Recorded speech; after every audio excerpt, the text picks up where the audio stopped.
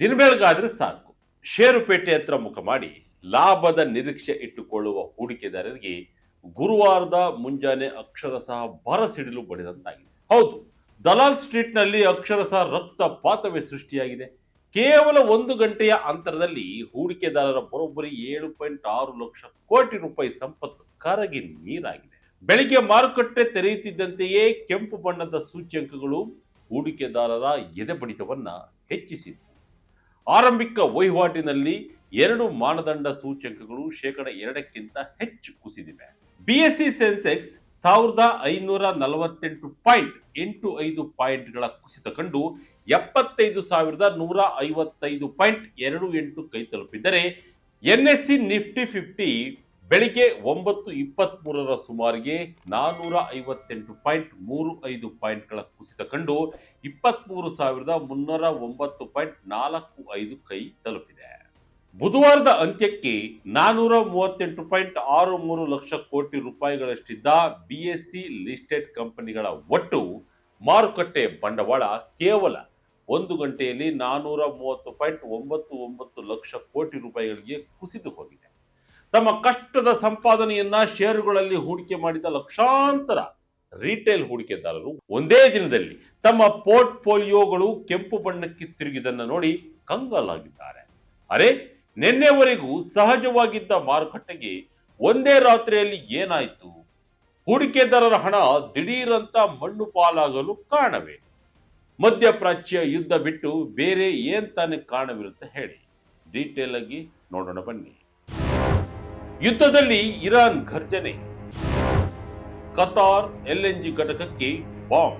ಮಧ್ಯಪ್ರಾಚ್ಯದಲ್ಲಿ ನಡೆಯುತ್ತಿರುವ America, Israel ಮತ್ತು Iran ನಡುವಿನ ಯುದ್ಧ ಈಗ ಕೇವಲ ಆ ದೇಶಗಳ ಗಡಿಗೆ ಮಾತ್ರ ಸೀಮಿತವಾಗಿಲ್ಲ. ಅದರ ನೇರ ಹಾಗೂ ಭೀಕರ ಪರಿಣಾಮ ಈಗ ಭಾರತದ ಷೇರು ಮಾರುಕಟ್ಟೆಗೂ ತಟ್ಟಿದೆ. ಇರಾನ್ ಸೇನೆ ಗಲ್ಫ್ ರಾಷ್ಟ್ರಗಳ ಪ್ರಮುಖ ಇಂಧನ ನೆಲೆಗಳ ಮೇಲೆ, ಅದರಲ್ಲೂ ವಿಶೇಷವಾಗಿ ಕತಾರ್ನ ರಾಸ್ ಲಫಾನ್ ಎಲ್ಎನ್ಜಿ ಮತ್ತು ಸೌತ್ ಪಾರ್ಸ್ ತೈಲ ನಿಕ್ಷೇಪಗಳ ಮೇಲೆ ಭಾರಿ ದಾಳಿ ನಡೆಸಿದೆ. ಈ ದಾಳಿಯ ಬೆನ್ನಲ್ಲೇ ಜಾಗತಿಕ ಮಾರುಕಟ್ಟೆಯಲ್ಲಿ ತೀವ್ರ ಆತಂಕದ ವಾತಾವರಣ ನಿರ್ಮಾಣವಾಗಿದೆ. ಯುದ್ಧದ ತೀವ್ರತೆ ಹೆಚ್ಚಾಗುತ್ತಿರುವುದರಿಂದ ಜಾಗತಿಕ ಇಂಧನ ಪೂರೈಕೆ ಸರಪಳಿಯಲ್ಲಿ ಭಾರಿ ವ್ಯತ್ಯಯ ಉಂಟಾಗುವ ಆತಂಕ ಶುರುವಾಗಿದೆ. ಈ ಭೌಗೋಳಿಕ ರಾಜಕೀಯ ಉದ್ವಿಗ್ನತೆಯೇ ಭಾರತೀಯ ಷೇರುಪೇಟೆಯಲ್ಲಿ ದಿಢೀರ್ ಮಾರಾಟದ ಒತ್ತಡಕ್ಕೆ ಪ್ರಮುಖ ಕಾರಣವಾಗಿದೆ. ಹೂಡಿಕೆದಾರರು ಯಾವುದೇ ರೀತಿಯ ರಿಸ್ಕ್ ತೆಗೆದುಕೊಳ್ಳಲು ಹಿಂದೇಟು ಹಾಕುತ್ತಿದ್ದು, ತಮ್ಮ ಷೇರುಗಳನ್ನ ತರಾತುರಿಯಲ್ಲಿ ಮಾರಾಟ ಮಾಡಿ ಹಣವನ್ನ ಸುರಕ್ಷಿತ ಸ್ಥಳಗಳಲ್ಲಿ ಹೂಡಿಕೆ ಮಾಡಲು ಮುಂದಾಗಿದ್ದಾರೆ.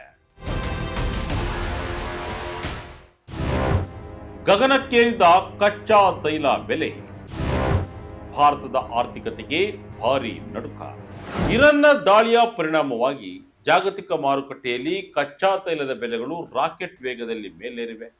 ಬ್ರೆಂಟ್ ಕಚ್ಚಾ ತೈಲದ ಬೆಲೆ ಪ್ರತಿ ಬ್ಯಾರೆಲ್ಗೆ ಬರೋಬ್ಬರಿ $110 ಅಮೆರಿಕನ್ ಗಡಿ ದಾಟಿದೆ. ಇದು ಭಾರತದ ಪಾಲಿಗೆ ಅತ್ಯಂತ ಅಪಾಯಕಾರಿ ಬೆಳವಣಿಗೆ. ಯಾಕೆಂದ್ರೆ ಭಾರತ ತನ್ನ ಒಟ್ಟು ತೈಲ ಅಗತ್ಯದ 80%ಕ್ಕೂ ಹೆಚ್ಚಿನ ಭಾಗವನ್ನ ಆಮದು ಮಾಡಿಕೊಳ್ತಾ ಇದೆ. ತೈಲ ಬೆಲೆ ಏರಿಕೆಯಾದ್ರೆ ಭಾರತದ ಆಮದು ವೆಚ್ಚ ಭಾರೀ ಪ್ರಮಾಣದಲ್ಲಿ ಹೆಚ್ಚಾಗುತ್ತೆ. ಇದು ದೇಶದಲ್ಲಿ ಹಣದುಬ್ಬರ ಹೆಚ್ಚಳಕ್ಕೆ ದಾರಿ ಮಾಡಿಕೊಡುತ್ತದೆ. ಜೊತೆಗೆ ಇರಾನ್ ಹಾರ್ಮುಜ್ ಜಲಸಂಧಿಯಲ್ಲಿ ಉದ್ವಿಗ್ನತೆ ಸೃಷ್ಟಿಯಾಗಿರುವುದರಿಂದ ಭಾರತ ಸರ್ಕಾರವು ಎಚ್ಚೆತ್ತುಕೊಂಡಿದೆ. ಹಾರ್ಮುಜ್ ಜಲಸಂಧಿಯ ಮೂಲಕ ಸಾಗುವ ಭಾರತ ಸಂಬಂಧಿತ 22 ಹಡಗುಗಳನ್ನು ಗುರುತಿಸಿದ್ದು, ಅವುಗಳ ಸುರಕ್ಷಿತ ಮಾರ್ಗಕ್ಕಾಗಿ ವ್ಯವಸ್ಥೆ ಮಾಡಲಾಗ್ತಿದೆ. ಇದರಲ್ಲಿ 20 ಹಡಗುಗಳು ಭಾರತದ ಇಂಧನ ಭದ್ರತೆಗೆ ಅತ್ಯಂತ ನಿರ್ಣಾಯಕವಾಗಲಿವೆ. ಇಂಧನ ಪೂರೈಕೆಯ ಮೇಲಿನ ಈ ನೇರ ಬೆದರಿಕೆಯು ಷೇರು ಮಾರುಕಟ್ಟೆಯಲ್ಲಿನ ಕಂಪನಿಗಳ ಲಾಭಾಂಶದ ಮೇಲೆ ಕೆಟ್ಟ ಪರಿಣಾಮ ಬೀರಲಿದೆ ಎಂಬ ಭಯ ಹೂಡಿಕೆದಾರರನ್ನ ಕಾಡ್ತಾ ಇದೆ. ಹೀಗಾಗಿ ಮಾರುಕಟ್ಟೆಯಲ್ಲಿ ಸಾಮೂಹಿಕ ರಕ್ತಪಾತವೇ ಸಂಭವಿಸಿದೆ. ಫೆಡರಲ್ ರಿಸರ್ವ್ ಕಠಿಣ ನಿಲುವು, ವಿದೇಶಿ ಹೂಡಿಕೆದಾರರ ಪಲಾಯನ. ಷೇರು ಮಾರುಕಟ್ಟೆಯ ಈ ಐತಿಹಾಸಿಕ ಕುಸಿತಕ್ಕೆ ಕೇವಲ ಮಧ್ಯಪ್ರಾಚ್ಯದ ಯುದ್ಧ ಮಾತ್ರ ಕಾರಣವಲ್ಲ. ಅಮೆರಿಕದ ಸೆಂಟ್ರಲ್ ಬ್ಯಾಂಕ್ ಆಗಿರುವ ಫೆಡರಲ್ ರಿಸರ್ವ್ ತೆಗೆದುಕೊಂಡಿರುವ ಒಂದು ನಿರ್ಧಾರ ಕೂಡ ದಲಾಲ್ ಸ್ಟ್ರೀಟ್ ಪಾಲಿಗೆ ಮುಳುವಾಗಿದೆ. ಹೌದು, ಅಮೆರಿಕದ ಫೆಡ್ ರಿಸರ್ವ್ ತನ್ನ ಬಡ್ಡಿ ದರಗಳನ್ನ ಯಥಾಸ್ಥಿತಿಯಲ್ಲಿ ಮುಂದುವರಿಸಲು ನಿರ್ಧಾರ ಮಾಡಿದೆ. ಬಡ್ಡಿದರ ಕಡಿತದ ನಿರೀಕ್ಷೆಯಲ್ಲಿದ್ದ ಜಾಗತಿಕ ಹೂಡಿಕೆದಾರರಿಗೆ ಇದು ದೊಡ್ಡ ನಿರಾಸೆಯನ್ನ ಮೂಡಿಸಿದೆ.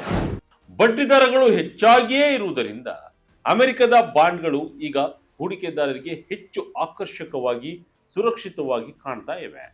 ಇದರ ನೇರ ಪರಿಣಾಮವೇ ಭಾರತೀಯ ಷೇರು ಮಾರುಕಟ್ಟೆಯಿಂದ ವಿದೇಶಿ ಸಾಂಸ್ಥಿಕ ಹೂಡಿಕೆದಾರರ ನಿರ್ಗಮನ. ವಿದೇಶಿ ಹೂಡಿಕೆದಾರರು ಭಾರತದ ಷೇರುಗಳನ್ನು ಮಾರಿ ಆ ಹಣವನ್ನ ಅಮೆರಿಕದ ಬಾಂಡ್ಗಳಲ್ಲಿ ಹೂಡಿಕೆ ಮಾಡಲು ಮುಗಿಬೀಳ್ತಾ ಇದ್ದಾರೆ. ಈ ವಿದೇಶಿ ಹೂಡಿಕೆದಾರರ ಪಲಾಯನದಿಂದಾಗಿ ನಿಫ್ಟಿ ಮತ್ತು ಸೆನ್ಸೆಕ್ಸ್ನಲ್ಲಿ ಭಾರೀ ಮಾರಾಟದ ಒತ್ತಡ ಸೃಷ್ಟಿಯಾಗಿ ಷೇರುಪೇಟೆ ಪಾತಾಳ ಸೇರಿದೆ. ವಿಐಎಕ್ಸ್ ಸೂಚ್ಯಂಕದಲ್ಲಿ ಗಣನೀಯ ಏರಿಕೆ, ಹೂಡಿಕೆದಾರರಲ್ಲಿ ಸೃಷ್ಟಿಯಾಯಿತು ಆತಂಕ. ಇವೆಲ್ಲದರ ನಡುವೆ ಮಾರುಕಟ್ಟೆಯ ಆತಂಕವನ್ನು ಅಳೆಯುವ ಮಾನದಂಡವಾಗಿರುವ ನಿಫ್ಟಿ ಇಂಡಿಯಾ ವೊಲಾಟಿಲಿಟಿ ಇಂಡೆಕ್ಸ್ ದಿಢೀರನೆ 16.7% ಜಿಗಿದು 21.84 ಅಂಕವನ್ನು ತಲುಪಿದೆ. ವಿಐಎಕ್ಸ್ ಸೂಚ್ಯಂಕ ಏರಿಕೆಯಾದರೆ ಹೂಡಿಕೆದಾರರಲ್ಲಿ ಭೀತಿ ಹೆಚ್ಚಾಗಿದೆ ಮತ್ತು ಮುಂಬರುವ ದಿನಗಳಲ್ಲಿ ಮಾರುಕಟ್ಟೆ ಮತ್ತಷ್ಟು ಅನಿಶ್ಚಿತತೆಯಿಂದ ಕೂಡಿರಲಿದೆ ಎಂದೇ ಅರ್ಥ. ಅಲ್ಪಾವಧಿಯಲ್ಲಿ ಮಾರುಕಟ್ಟೆಯಲ್ಲಿ ಭಾರೀ ಏರಿಳಿತ ಇರಲಿದೆ ಎಂದು ಟ್ರೇಡರ್ಗಳು ನಂಬಿದ್ದಾರೆ.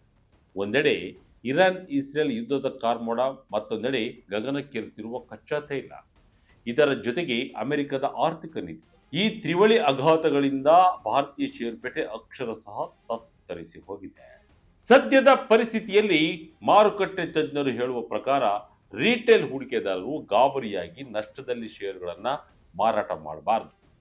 ಜಾಗತಿಕ ವಿದ್ಯಮಾನಗಳು ತಣ್ಣಗಾಗುವವರೆಗೆ ಮಾರುಕಟ್ಟೆಯಲ್ಲಿ ಈ ಕರಡಿ ಕುಣಿತ ಮುಂದುವರಿಯುವ ಸಾಧ್ಯತೆ ದಟ್ಟವಾಗಿರುತ್ತದೆ. ಒಟ್ಟಿನಲ್ಲಿ ಮಧ್ಯಪ್ರಾಚ್ಯದ ಯುದ್ಧ ಭೂಮಿಯಲ್ಲಿ ಸಿಡಿಯುತ್ತಿರುವ ಕ್ಷಿಪಣಿಗಳ ಸದ್ದು ಭಾರತದ ದಲಾಲ್ ಸ್ಟ್ರೀಟ್ನಲ್ಲಿ ಕೋಟ್ಯಾಂತರ ರೂಪಾಯಿಗಳ ನಷ್ಟದ ರೂಪದಲ್ಲಿ ಮಾರ್ದನಿಸುತ್ತಿದೆ. ಜಾಗತಿಕ ರಾಜಕೀಯ ಮತ್ತು ಆರ್ಥಿಕತೆ ಯಾವ ರೀತಿ ಒಂದಕ್ಕೊಂದು ಬೆಸೆದುಕೊಂಡಿವೆ ಎಂಬುದಕ್ಕೆ ಇಂದಿನ ಮಾರುಕಟ್ಟೆ ಪತನವೇ ದೊಡ್ಡ ಸಾಕ್ಷಿ.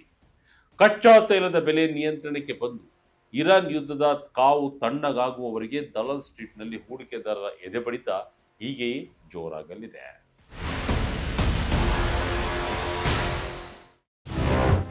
ಭಾರತೀಯ ಮಾರುಕಟ್ಟೆಯ ಒಟ್ಟು ನಷ್ಟ, ಯುದ್ಧ ತಂದಿಟ್ಟಿದೆ ಆರ್ಥಿಕ ಸಂಕಷ್ಟ. ಫೆಬ್ರವರಿ 2026 ಅಂತ್ಯದಲ್ಲಿ ಪ್ರಾರಂಭವಾದ ಮಧ್ಯಪ್ರಾಚ್ಯ ಸಂಘರ್ಷದ ಕಾರಣದಿಂದಾಗಿ ಭಾರತೀಯ ಷೇರುಪೇಟೆಯು ಇದುವರೆಗೂ ತೀವ್ರ ಹೊಡೆತವನ್ನು ತಿಂದಿದೆ.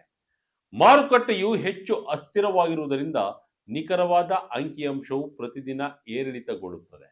ಆದರೆ ಒಟ್ಟು ಸಂಪತ್ತಿನ ನಾಶದ ಪ್ರಮಾಣವು ಐತಿಹಾಸಿಕವಾಗಿದೆ. ಮಾರ್ಚ್ 2026 ಮಧ್ಯದವರೆಗೆ ಭಾರತೀಯ ಮಾರುಕಟ್ಟೆಗಳ ಮೇಲಿನ ಆರ್ಥಿಕ ಪರಿಣಾಮ ಊಹೆಗೂ ನಿಲುಕದಾಗಿದೆ.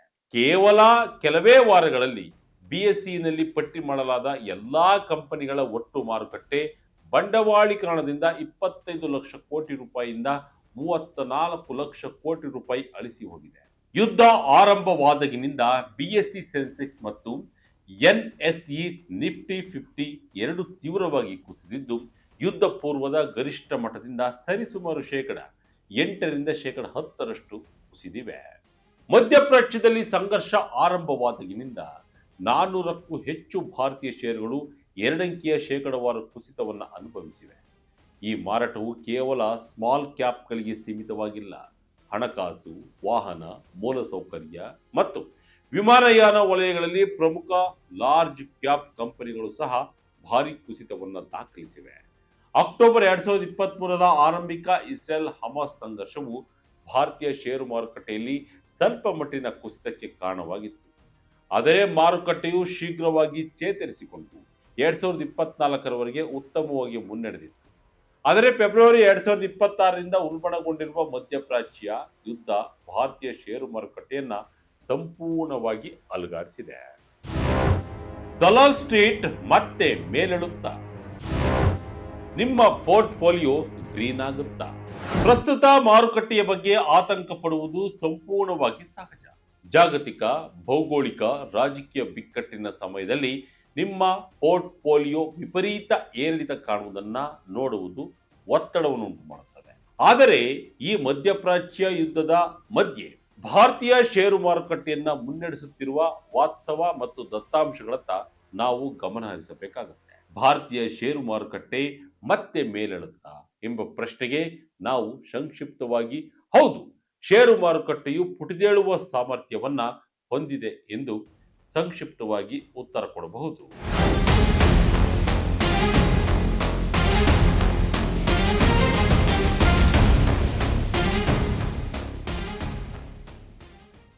ಆರಂಭಿಕ ಆತಂಕದ ಮೌಲ್ಯ ಮತ್ತು ಫಿಯರ್ ಪ್ರೀಮಿಯಂ ತಾರಕಕ್ಕೇರಿದ ನಂತರ ಮಾರುಕಟ್ಟೆಗಳು ಅಂತಿಮವಾಗಿ ಸ್ಥಿರಗೊಳ್ಳುತ್ತವೆ ಮತ್ತು ಭೌಗೋಳಿಕ ರಾಜಕೀಯ ಆಘಾತಗಳಿಂದ ಚೇತರಿಸಿಕೊಳ್ಳುತ್ತವೆ ಎಂದು ಇತಿಹಾಸವು ಬಲವಾಗಿ ಸೂಚಿಸುತ್ತದೆ. ಕಳೆದ 3 ದಶಕಗಳ ದತ್ತಾಂಶವು ದೊಡ್ಡ ಸಂಘರ್ಷದ ಆರಂಭದ ನಂತರದ 12 ತಿಂಗಳ ಇಕ್ವಿಟಿಗಳ ದೃಷ್ಟಿಕೋನವು ಬಹುತೇಕ ಯಾವಾಗಲೂ ಸಕಾರಾತ್ಮಕವಾಗಿರುತ್ತವೆ ಎಂದು ಸೂಚಿಸುತ್ತದೆ.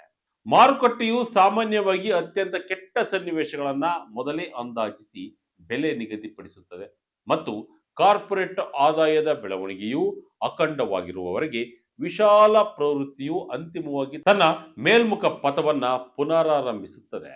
ಅಲ್ಪಾವಧಿಯ ತೀವ್ರ ಸ್ವರೂಪದ ಏರಿಳಿತಗಳು ಇದೀಗ ಖಚಿತವಾಗಿದ್ದರೂ ಶಾಶ್ವತ ಕುಸಿತದ ಸಾಧ್ಯತೆ ಇಲ್ಲ ಎನ್ನುತ್ತಾರೆ ಮಾರುಕಟ್ಟೆಯ ತಜ್ಞರು. ಇದಾಗಿತ್ತು ಈ ಕ್ಷಣದ ಇಂಟ್ರೆಸ್ಟಿಂಗ್ ಸ್ಟೋರಿ.